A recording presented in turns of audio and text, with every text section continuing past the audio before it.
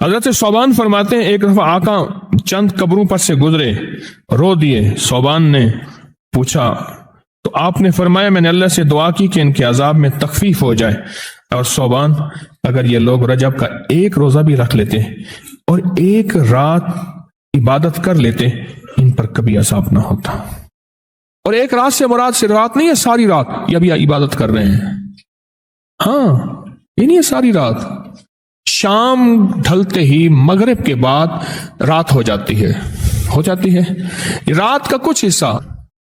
میں کہ اگر یہ لوگ رجب میں ایک روزہ بھی رکھ لیتے اور عبادت کر لیتے کسی رات کی، ایک رات کی، تو ان پر عذاب نہ ہوتا۔ میں نے عرض کیا یا رسول اللہ صلی اللہ علیہ وسلم، کیا صرف ایک روزہ اور ایک رات کی شب بیداری سے عذاب قبر نہ ہوگا؟ فرمایا ہاں، قسم ہے اس کی ذات کی جس کے قبضے میں میری جان ہے، کوئی مسلمان مرد ہو یا عورت ایسی نہیں رجب میں ایک روزہ بھی رکھ لے اور ایک رات کی شب بیداری کرے مگر اللہ اس کے لیے 1 سال کی عبادت لکھے گا جس میں اس نے روزہ رکھا اور شب بیداری۔ 1 سال وہ جس میں ساری رات جاگا اور سارا دن روزہ رکھا، اتنا ثواب ملے گا۔ اور آپ نے فرمایا کہ اللہ کی طرف سے ایک منادی ندا کرتا ہے، اے رجب میں روزہ رکھنے والو، اللہ کی پناہ میں جنت میں داخل ہو جاؤ۔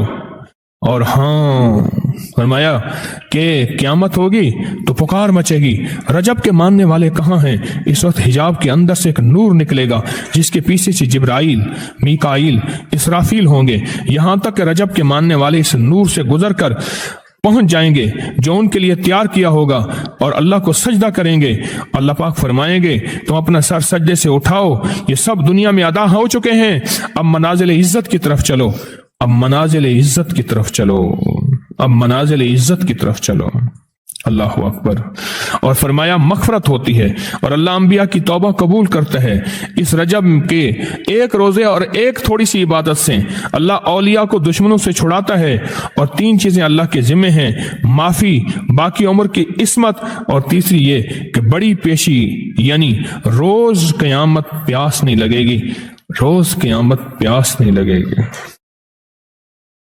یہ چھوٹی چھوٹی راتیں، یہ چھوٹے چھوٹے دن، یہ چھوٹے چھوٹے لمحے آتے ہیں، اور آتے اس لیے ہیں کہ ہمیں کچھ دے جائیں۔